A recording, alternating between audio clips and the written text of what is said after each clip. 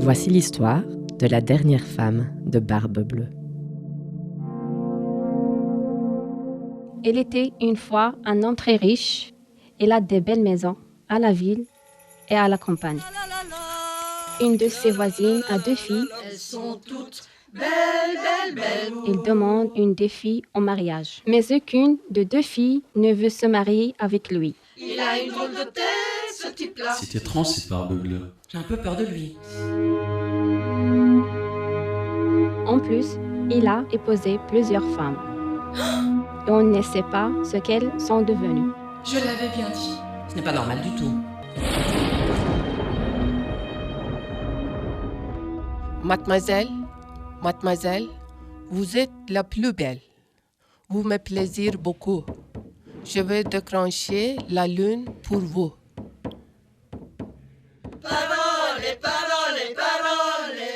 Pour faire connaissance, Barbe Bleue invite tout le monde dans une de ses maisons de campagne.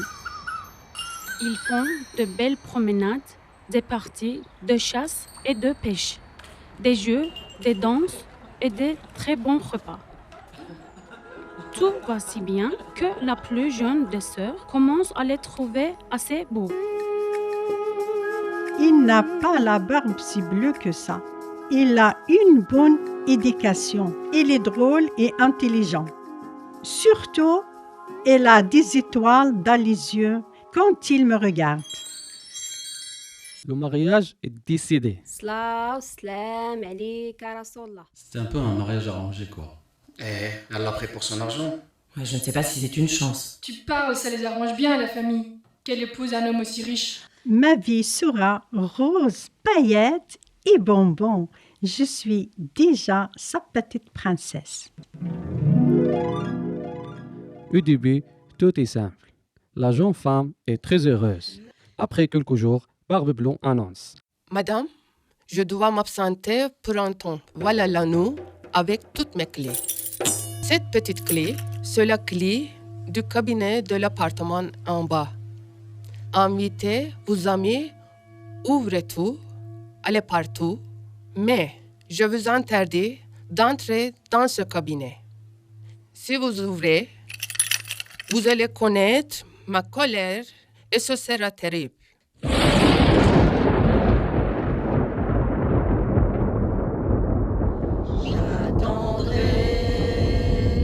Partez tranquille et revenez vite, mon cher et tendre Habibi Ashko.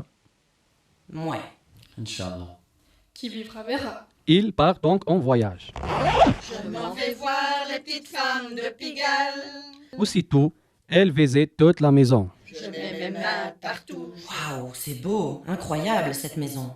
Toutes les chambres sont plus belles, les unes que les autres. Khamsa wa khamis. Quelle richesse. Cependant, elle ne s'amuse pas avec toutes ces richesses. C'est bizarre, je suis curieuse de savoir pourquoi je ne peux pas utiliser cette petite clé. Mais nous aussi, on a envie de savoir, c'est normal. Et pourquoi il lui donne cette clé alors?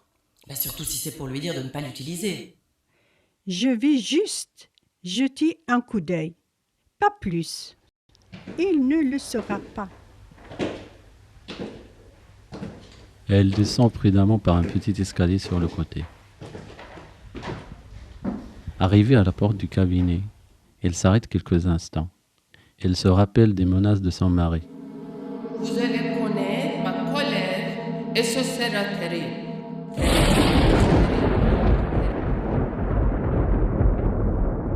Mais la tentation est trop forte. Elle prend la petite clé et ouvre la porte du cabinet.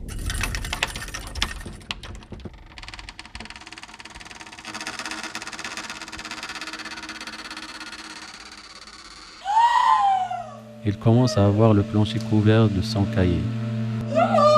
Et elle découvre des cadavres attachés le long du mur.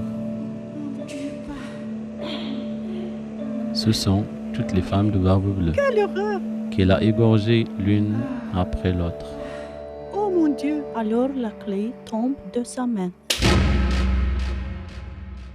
La clé reste tachée de son sang. Elle essaie tout ce qu'elle peut pour la nettoyer.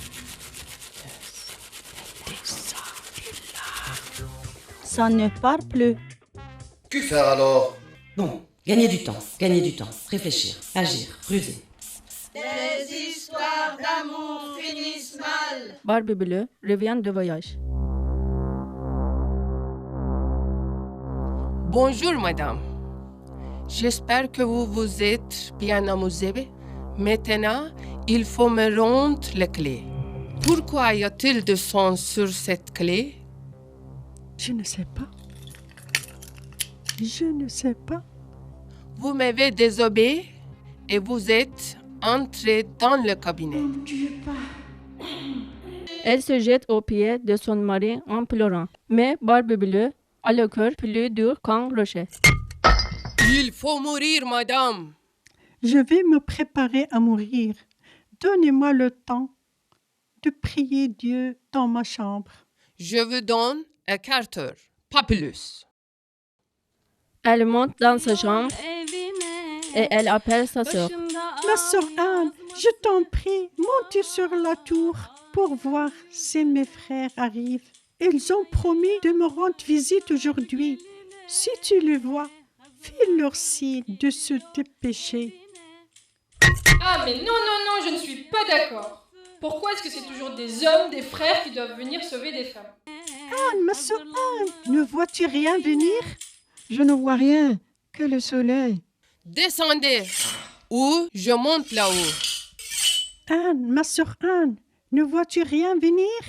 Je vois un nuage de poussière qui vient par ici. Dans la vallée. Non, ma soeur, c'est un troupeau de moutons. Si vous descendez pas, je monte vais chercher. Anne, ma sœur Anne, ne vois-tu rien venir? Allez-vous descendre? Je vois 2 cavaliers. Je pense que ce sont nos frères. Il faut mourir. Oh, pitié, pitié. À ce moment-là, les 2 frères de sa femme entrent dans la pièce. Barbe bleue veut se sauver, mais les 2 frères le poursuivent. La vie chante, comme si tu devais mourir demain. Comme Barbe bleue n'avait jamais eu des enfants, sa femme hérite de toute sa fortune. Elle se remariera un jour, peut-être ou peut-être pas. Elle va ouvrir la première école de filles du pays dont sa sœur Anne sera la directrice. Elle va offrir des cours de self-défense à toutes les femmes qui le souhaitent. Elle va lutter pour une meilleure compréhension et un meilleur dialogue entre les hommes et les femmes. Elle va dompter le Barbe bleue qui est à l'intérieur d'elle-même pour ne plus subir sa tyrannie et arrêter de douter. Elle va aider les enfants à découvrir leurs propres talents et avoir confiance en leur force et leur créativité. Il va raconter sa vie comme un conte, pour aider les autres à ne pas commettre ses erreurs de jeunesse.